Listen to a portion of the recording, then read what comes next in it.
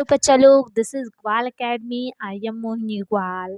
तो आज का टॉपिक हम स्टार्ट करने से पहले आपको ये बता देते हैं कि फ्री नोट्स हमारे टेलीग्राम चैनल पर हैं। आप वहाँ से ले सकते हैं, पीडीएफ के रूप में सारी नोट्स आपको मिलेंगी वहाँ पे।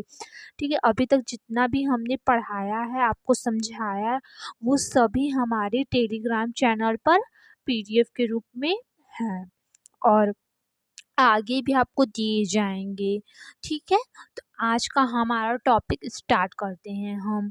सबसे पहले यहाँ पे हम पढ़ेंगे आज यूनिट, जो आपकी इकाई फर्स्ट है, पहली इकाई है, उसमें ये दूसरा चैप्टर है, जीव जगत का वर्गीकरण।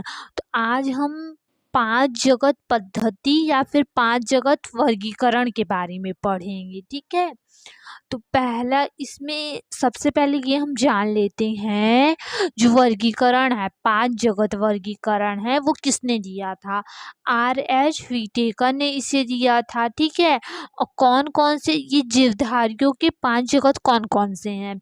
मुनेरा जगत, प्रोटिस्टा जगत, कवक जगत, पादप जगत, जंतु जगत। ठीक है, आइए हम सबसे पहले मोनेरा जगत के बारे में देखते हैं। ठीक है, ये आपका जनरल परिचय दिया गया है। ठीक है, इसको हम विस्तृत तौर से आगे पढ़ाएंगे। आज की कक्षा में तो नहीं हो पाएगा विस्तृत तौर पर, लेकिन हम जो नेक्स्ट वीडियो डालेंगे उसमें हम मोनेरा जगत के बारे में और विस्तृत बताएंगे। हम पूरे जगत, जैसे मोनेरा जगत, प्रोटिस्टा, कवक, पादप, जंतु, सारे जगत को विस्तृत तौर पर पढ़ाएंगे आपको।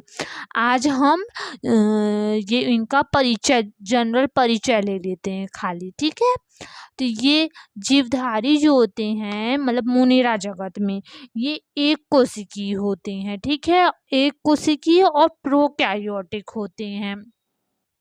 जो प्रोकैरियोटिक कोशिकाएं थी, हमने आपको कोशिका पढ़ा चुके हैं, उसमें आप जानते होंगे प्रोकैरियोट कोशिका में केंद्रक अनुपस्थित होता है या तो अल्प विकसित होता है, और 70 एस प्रकार का राइबोसोम पाया जाता है, और माइटोकॉन्ड्रिया गोल्जी काय नहीं होते हैं, इसमें नहीं पाए जाते हैं।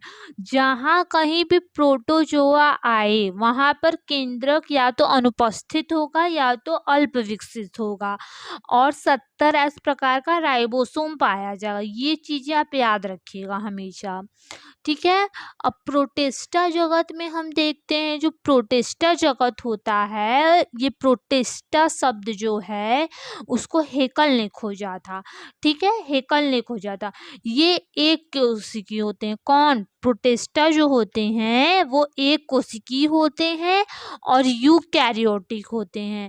यूकैरियोटिक मतलब क्या होता है? उसमें केंद्रक पूर्ण विकसित होता है। ठीक है, और इसमें माइटोकॉन्ड्रिया गोल्जी काय पाया जाता है, और 80 प्रकार का राइबोसोम पाया जाता है। ठीक है, यूग्लिना, पैरामीशियम, अमीबा, ये सब प्रोटिस्टा जगत में आएंगे। ठीक है, अब हम बात करेंगे कवक जगत की। कवक जगत क्या होता है? इस जगत में बहुकोशिकीय यूकैरियोटिक कोशिकाएं आती हैं। ठीक है, इसमें शरीर जो होता है, कवक का जो शरीर होता है वो तंतुमय और शाखित होता है। ठीक है, और कवक जो होते हैं वो परजीवी और मृतोपजीवी होते हैं। ठीक है, और इसमें भोजन जो है वो ग्लाइकोजन के रूप में संचित होता है, और कोशिका भित्ति जो है काइटिन की बनी होती है। ठीक है, इसके बाद हम पढ़ेंगे पादप जगत। ठीक है, पादप जगत देख लेते हैं। इसमें बहुकोशिकीय पादप सम्मिलित होते हैं, कोशिका भित्ति पाई जाती है। ठीक है, और सेल्यूलोज की बनी होती है, कोशिका भित्ति सेल्यूलोज की बनी होगी। ठीक है, और सभी पादप स्वपोषी स्वपोषी होते हैं, और पौधे पूर्ण परजीवी अथवा आंशिक परजीवी होते हैं, कीटभक्षी भी होते हैं। मतलब सभी पादप स्वपोषी होते हैं, लेकिन कुछ जो होते हैं वो परजीवी होते हैं और कीटभक्षी भी होते हैं। अब हम देखेंगे जंतु जगत। जंतु जगत में क्या होता है, ये बहुकोशिकीय जंतु होते हैं, ठीक है। इसमें गमन के लिए विशेष अंग पाया जाता है और भोजन के लिए ये पौधों पर निर्भर होते हैं। इनके शरीर में अनेक प्रकार के तंत्र पाए जाते हैं और कोशिका भित्ति नहीं होती है इनमें, जंतु जगत में, ठीक है। ये तो हमारा जगत का था वर्गीकरण।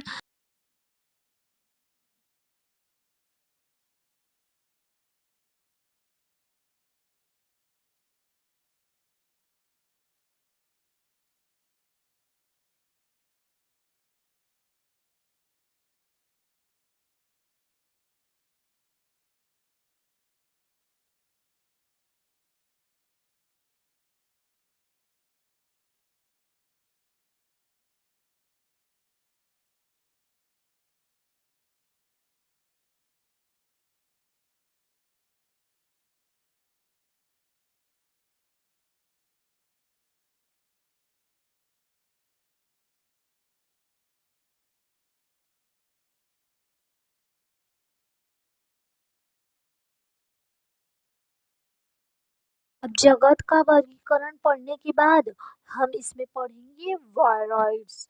वायरॉइड्स क्या होते हैं, वायरॉइड्स क्या होते हैं, उसकी खोज किसने की थी। वायरॉइड्स जो होते हैं उनकी खोज टी.ओ. डाइनर ने की थी। और आलू में जो गिल्टी रोग होता है वो छोटे कणों, वायरस के छोटे कणों मतलब वायरॉइड्स द्वारा होता है, ठीक है। और इसकी संरचना जो होती, संरचना और रूप जो होता है वायरस से भिन्न होता है। प्रोटीन के कोट के बिना गोलाकार एवं स्वतंत्र एक सूत्रीय आरएनए के अणु होते हैं इसमें, ठीक है। और दर्जन भर वायरस की खोज हो चुकी है हम आज आज के समय में। और इंटरफेरॉन्स जो होते हैं उसकी खोज जो है आइजैक लैंडमॉन ने की थी, ठीक है। और ये कशेरुकी जंतुओं में वायरस से संक्रमित कोशिकाएं विसरणशील ग्लाइकोप्रोटीन का श्रावण करती हैं। इस पदार्थ को ही इंटरफेरॉन नाम दिया गया था, ठीक है। अब हम शैवाल देख लेते हैं। शैवाल क्या होते हैं, क्लोरोफिल युक्त। क्लोरोफिल युक्त मतलब जिसमें क्लोरोफिल पाया जाए। संवहन ऊतक की जो थैलियाँ होती हैं, थैलोफाइटा होता है, ये सभी जिसमें पाया जाए उस और उसकी जड़ें और पत्तियां न हों, जिसमें जड़ें और पत्तियां न हों, मतलब क्लोरोफिल हो, संवहन ऊतक रहित थैलेफाइटा पौधा पौधा जो हो उसमें जड़ और तना न हो, उसको क्या बोलेंगे, शैवाल बोलेंगे। और ये एक कोशिकीय और बहुकोशिकीय होते हैं। और जहाँ पे शैवाल का अध्ययन हो उसे शैवाल विज्ञान कहा जाएगा। इसके आगे हम लाइकेन, शैवाक के बारे में पढ़ेंगे। लाइकेन एक जटिल द्विप्रकृति वाला पौधा है जिसमें शैवाल और कवक दोनों पाए जाते हैं, ठीक है। जो शैवाल वाला भाग होता है उसको शैवालांश और कवक वाले भाग को कवकांश बोलेंगे।